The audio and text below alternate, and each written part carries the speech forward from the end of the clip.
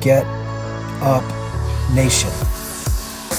My name is Ben Biddick. I am the creator and host of the Get Up Nation podcast, where I serve individuals, organizations, and societies to develop and sustain resilience and perseverance.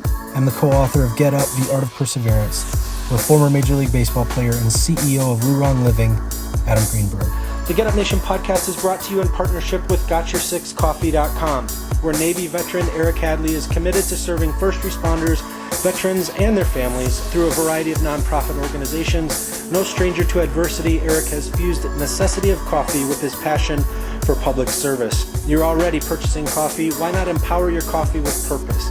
Why not purchase coffee that not only has your six, but also has the backs of those who don a uniform of service for our communities and great country? Learn more about Eric and his freshly roasted, award-winning coffee at GotYourSixCoffee.com. Also, coming out 2019 from Penguin Random House is a book I had the honor of writing the foreword for called Warrior's Book of Virtues, a field manual for living your best life. Combat veterans Nick Bennis, Matt Bloom, and Buzz Bryan share how lessons they learned during their service can help empower you into a life of deep and lasting virtue, no matter the obstacles you face. Available now for pre-order at the links below. Welcome to this episode of the Get Up Nation podcast. Recently, I had the honor and privilege of speaking with Brandon Winfield, the founder and CEO of iaccess.life. I'm so impressed with Brandon, who suffered an injury during a motocross accident at the age of 14 that left him paralyzed from the waist down. A powerful example of resilience. Brandon saw this injury as a mere setback. He committed himself to finding the opportunity within the tragedy and noticed that while he traveled, most places he visited were up to Americans with Disabilities Act code, but there were many areas grandfathered in and never forced to retrofit to accommodate the mobility impaired.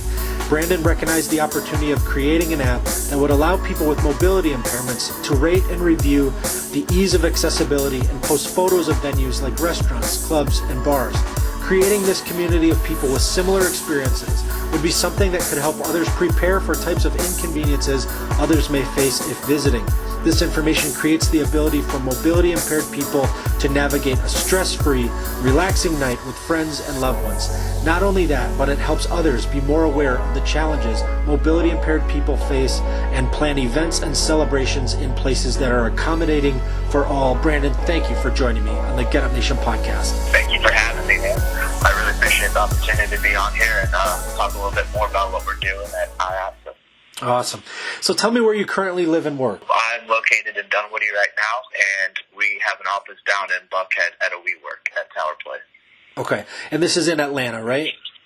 Yes, sir. You're there? Atlanta, okay. Georgia. Where did you grow up? My dad was in the Air Force. I was actually born in Warner Robins, Georgia, at Robins Air Force Base, and we were there for a few months before we got stationed out in California, where we kind of jumped around in different cities around the desert out there. My dad was stationed at Edwards Air Force Base. So I was there until I was about 8 or 9, and then we moved back to Dunwoody and actually spent most of my life in Johns Creek, Alpharetta, part of Georgia, which is about 30 minutes north of Atlanta. Yeah, some people don't call outside the perimeter Atlanta, but I consider it Atlanta. And that's where I'm living now, so loving it down here. So when you were a young man, you loved motocross. Will you tell us about what your childhood was like? I grew up basically around motorcycles. My dad was a motorcycle guy, as well as one of his best friends, Tom. And Tom had a few kids that were into motocross as well. My best friend, Jake, his older sister, Taylor, and Aaron. So from, I guess, my earliest memory, and even before that, I think one of my first words was motorcycle. We used to go to races with them. We used to check out and just be around dirt bikes all the time. And when I was 5 years old, I got my first dirt bike, and all I ever wanted to do was be like Jim McGrath, who was my childhood hero back in the day, and ride for Honda and have my name on the back of my jersey and everything like that. It was just like a symbol of making it, essentially. And so that was my dream. That's all I ever focused on doing. And luckily, I had parents that provided me the opportunity to chase my dreams, and they believed in me, and they spent money and time and sweat and tears on me and watched me bust myself up and wanted me to quit so bad, but they knew that this is something that they couldn't take away from me. And so they let me pursue that. I got hurt when I was 14 years old. And when we talked last, you described knowing the risks associated with motocross as you participated in it. In your opinion, how is this mindset a benefit to you with regard to the injury you sustained when you were 14? Yeah, I say this all the time. Motocross is something that if you ride, you're going to get hurt, especially if you do it competitively and you're trying to push the limits of what you can do every time. You're going to crash and get hurt. So I had broken numerous amounts of bones before this one big injury that stopped everything from going on any further. At the time, back injuries and brain injuries weren't that well known, at least. Maybe this was because the internet was still just starting to come up and we didn't have social media and things like that, so maybe word didn't travel as far. But at the time, it was very rare to hear about somebody being paralyzed racing motocross. And all of a sudden, it kind of just started to happen. And then one day it ended up happening to me. And I just kind of laid there and I was like, oh my God, like, I can't believe this is actually happening. Like, is this going to be my life? I didn't know anything about complete injuries, which is where you sever your spinal cord completely and there's no real chance of you getting any movement or feeling back. And then there's incomplete injuries, which is where you can just damage your spinal cord, and if the swelling goes down and there's not too much scar tissue impeding the communication between your nerves, you can regain some feeling and even make a full recovery. So this was all new to me at 14 years old, a lot of stuff that happened very fast, and I just kind of had to take it as another injury. I knew what I was doing was dangerous. I wasn't doing something stupid. I wasn't somebody else's fault, and I just had something taken away from me all of a sudden. This was kind of something that it was always there. It's just something that you always put in the back of your mind if you want to race. You don't ever think about it. When we talked last, you described how when you went through rehabilitation, you went through it very rapidly. Your mindset was of a huge benefit to you. Will you describe your mindset and the results of your resilience during the rehabilitation process? It just goes back to me being a kid and what my parents have always told me ever since I was young. I was just gone. Like, I was wanting to be independent. Didn't want any help from anybody. I just want to take care of myself and do my own thing and, I guess, grow up too fast.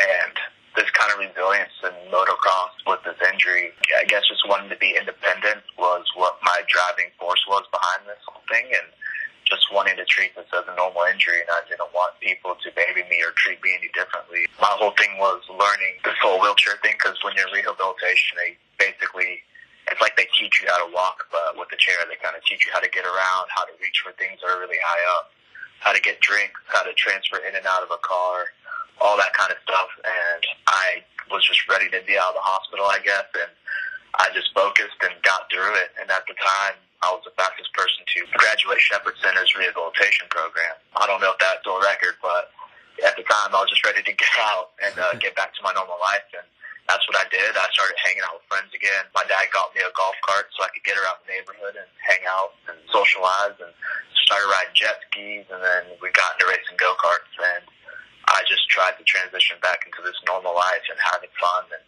not dwelling on what the past was too much, and just trying to figure out this new outlet and a new path for what I wanted to do. What were some of the other components of your support system that were valuable to you after your injury? Sounds like you were fiercely independent, really focused, goal-oriented. You wanted to get out and experience some of those freedoms. You still had social connections that you drew on that were very valuable to you and that your parents helped foster. And what things were most valuable to you during that process of coping with your new normal? That's a good question. I don't know if it was one thing specifically. I think I just wanted to be happy again. I was around people at Shepherd Rehabilitation Program that didn't have the benefit of what I had of getting hurt doing something that they knew was dangerous. I could just tell that they were down and that they didn't know what to do next, and they had never gone through something that mentally and physically tested them like that. And for me, I had that. I knew that I was chasing a dream and that I was working for something, and that it just bit me. And I kind of always had this hope in the back of my head that one day that they would figure out how to fix spinal cord injury and that I'd be able to ride again. So my whole thing was staying in shape and staying active and making sure that my body was ready to go when that time came.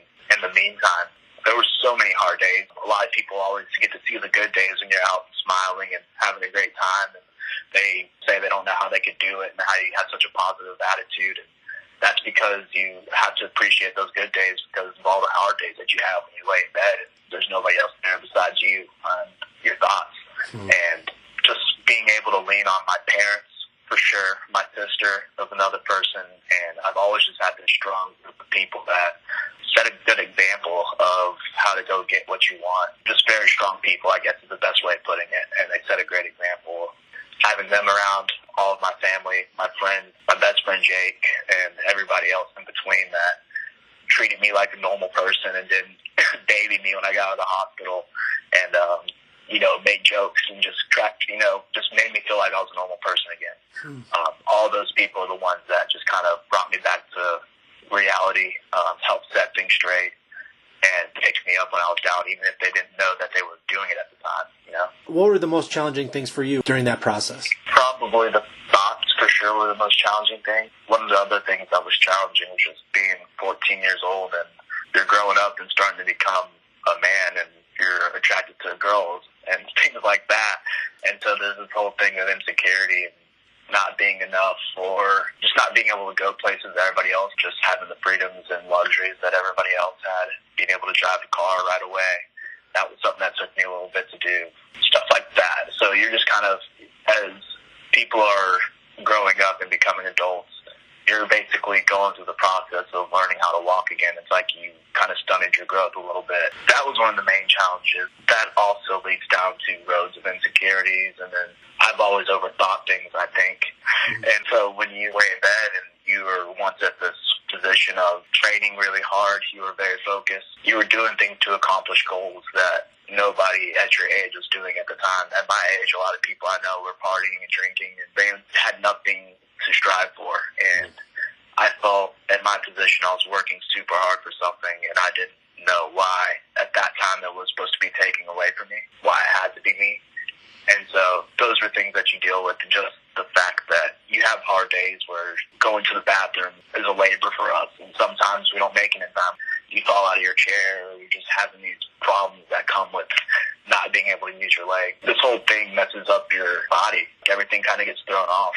Just dealing with those things early on, and then trying to figure out who I was. I loved riding bicycles. I was a very athletic person who loved to go outside and do things and be competitive and just adventure around with my friends, and that all got snatched out from under me. And it's an interesting thing to go through when you're about to be 15, 16 years old. So tell me a little bit about how, within all of these challenges that you're experiencing, you see an opportunity. You see something of power that's there for how you can do something truly significant and remarkable. Through all those times of struggling and trying to find some light and keep myself positive and just keep going, I was traveling a lot. I would still go to motocross races and supercross races because that was all I knew and that was my passion, and that was all I ever focused on. So being at the races around those people, that group of people I grew up with, was like a lifeline for me, essentially.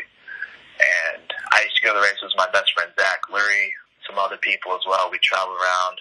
I'd go see my friend Cody in Florida, and just through all these travels through California, Vegas, Florida, Tennessee, Charlotte, you just started to notice that when we would try to go out to, say, like a bar or a nightclub or something like that, you could possibly get in the entrance, but a lot of the times at these places, the bathroom would just be super inaccessible. The stall would be not big enough for you to get into, or just try to get in the door to the bathroom, or get back in the hallway, whatever it was. This little dark hallway wasn't accessible.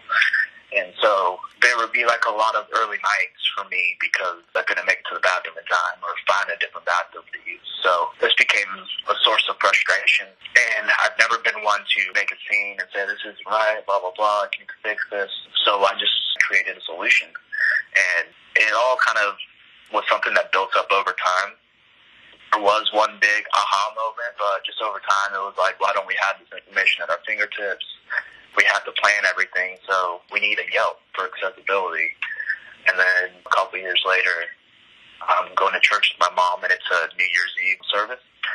And they're talking about, instead of focusing on what you can do to better yourself that year, why don't you focus on something that you can do to better your community?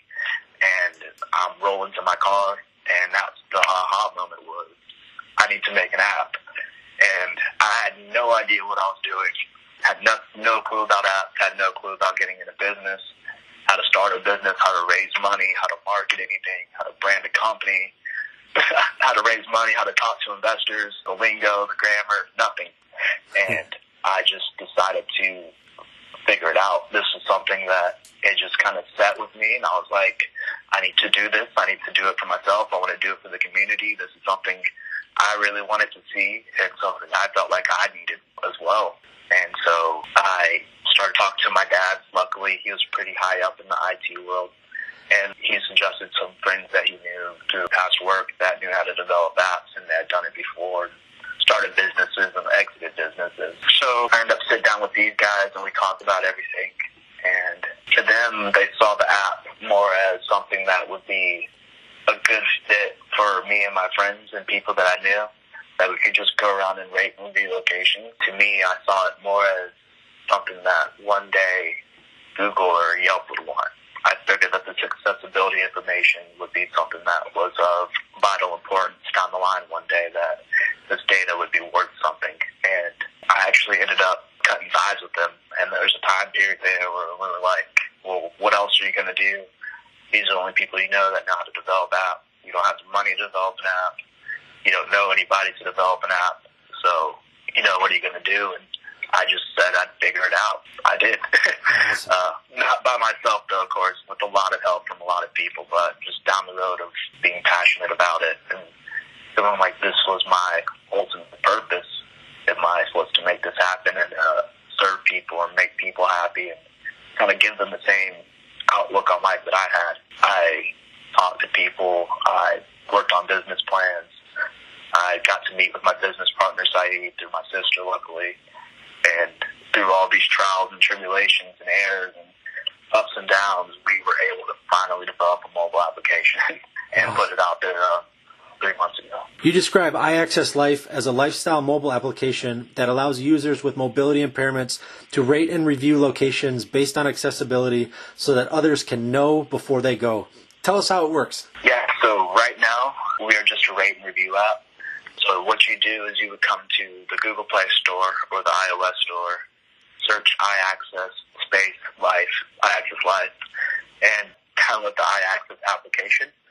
From there, you would sign up, select how you get around. We have a mobility impairment kind of selection, whether you are on crutches, a walker, cane, power wheelchair, push wheelchair, or if you're just an advocate for the space or have a friend or family member that has a disability or a mobility impairment, you can come down with this app and rate and review locations as well.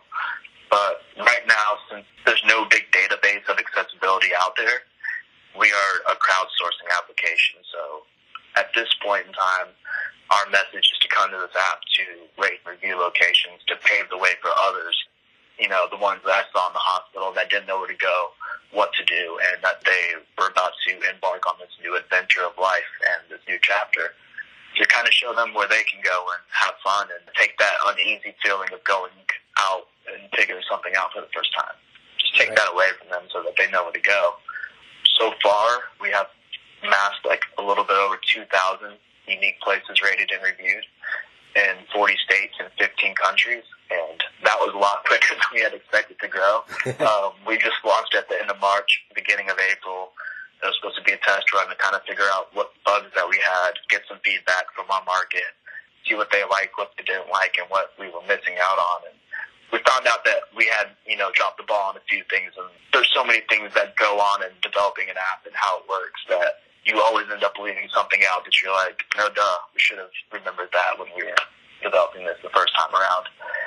So right now we're at that stage of just getting people on it. We're trying to grow our user base right now as we raise some funds and raise capital to develop out the features, all the bells and whistles that we want the app, because we want to make this a lifestyle application where you can come and book accessible tickets, accessible hotels, just everything accessible essentially for you to go out and have a good time, find sports, find kayaking, finding all that fun stuff in your area, and just live your life to your fullest and not feel like you have some kind of physical impairment when you come to the app. In the meantime, we're just going to keep doing these interviews and talking to people and trying to get everybody to come to the app that we can and just spread the word and try to get everybody on board with this movement. Is it free? It's 100% free. 100% free. People need this application, and we're not going to make people pay for this. Your app strikes me as a powerful tool for those who may be having difficulty coping with a new injury or a new disability. When it comes to resilience and mental health, isolation can be a powerful barrier that keeps people from experiencing a sense of joy or finding satisfaction in life or connecting with others in meaningful ways. which is essential if they're dealing with a life-altering trauma. We need those support systems like you were talking about, your family members who were strong, who joked around with you, who expected certain things, who helped you overcome these challenges. So going out into public for the first time after some of these injuries can be traumatic if they're having trouble finding the bathroom or if they're not able to participate in events because of not being able to access a location. Your app makes it possible for them to make decisions with confidence about whether or not they're going or how they can go and be most successful at having a social experience they're seeking, right? It gives people a sense of that confidence. It helps them have a positive experience, and it helps reduce the trauma of dealing with all of these things that most people who haven't experienced a disability may not even understand. Yes, that's the ultimate goal of iAccess. I want to touch on one thing that you said there, and that's mental health. Yeah. That's such a big thing with me, especially as of the past 2 or 3 years. I didn't realize how much it really affected everything in your life and everything that's going on if you don't really take care of yourself mentally. And this all ties into physical and eating well and reading and trying to progress as a person. And I had gone through a stage about 3 or 4 years ago where I got really stagnant in my life and I wasn't trying to progress. I wasn't eating right. And it seemed that everything in my life was going against me. I was having a hard time keeping a job. I was having a hard time paying bills. Just like all these things were just coming up, and it was just like, I can't ever get out of this rut. What's going on? It seemed to be everybody else's fault or everything else's fault besides my own. And then I had this event go on that made me look in the mirror and kind of figure myself out, and just figured out that I wasn't physically doing the things I should be doing to make myself feel good about myself and feel that I deserve to be in the place that I am now. I kind of thought that it would come naturally and that it would come easily, and I wasn't putting in the work. And for a lot of people that don't have the great support system that I had, I don't know how they mentally and physically deal with the stuff that goes on with them. And so mental health is just one of those things that I think the iAccess tool will provide for people. If they can get out, like you said, and socialize, human interaction and happiness comes so much from socializing and talking to people and interacting and finding love and connections. And if these people are scared to go out and do that because they don't know where they can go, or they don't want to feel like a burden for some people, or show up and just have another disappointment or a letdown and a reminder of the physical limitation that they have, it just really sets people back and makes things hard. Right. I want iAccess to be that tool that we focus on your mental health and your physical health, and we start to incorporate things like showing you where accessible yoga is, or sound baths, whatever it may be, just things that mentally and spiritually and physically get people right. So much about that with this app, as well as I am about trying to revolutionize accessibility and hopefully make these establishments make a change and make things accessible. And if not, we can tell people where to go, have a good time, and where to avoid. Yeah, I'm glad you touched on that, because that is the whole goal of this app. It's a big goal, but I think it's an achievable goal. Absolutely. I think it's exciting. I think it's necessary. That's the reason I'm a huge fan of you and your work and what's happening here. I just love it. It's providing people with something that's essential for helping them to live full lives. And like you say on your website, what good is life if we're not living it? Exactly. I have a very cliche quote for that. It's just one of my favorites, though. It kind of resonates with everybody, and it's something that's so simple, but it's just everybody dies, but not everybody truly ever lives. There's some people that say that they live, and they think that living is partying and drinking alcohol every weekend and going out, making memories that they don't even remember.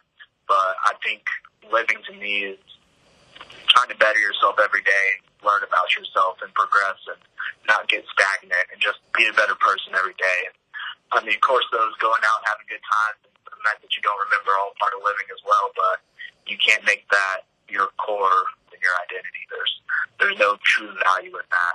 Living life to your fullest and finding out what that thing is that gets your adrenaline pumping and makes you feel scared and excited at the same time, I think that's when you're truly living. How satisfying is it for you to know how much suffering you're preventing for those who've experienced tremendous adversity, knowing that you're helping create social connections that help people overcome adversity? You're creating a personal pride in people who may not have been able or brave enough to participate in life with a sense of freedom and confidence without your app, and building bridges of awareness and inclusiveness between people with different abilities.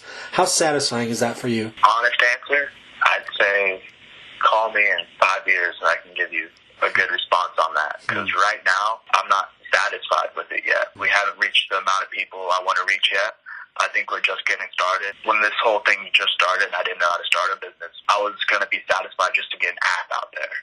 That was going to be the thing, like, oh, I made it. Like, I got an app into the App Store. Once I see my application in the App Store, I'll know that I did something.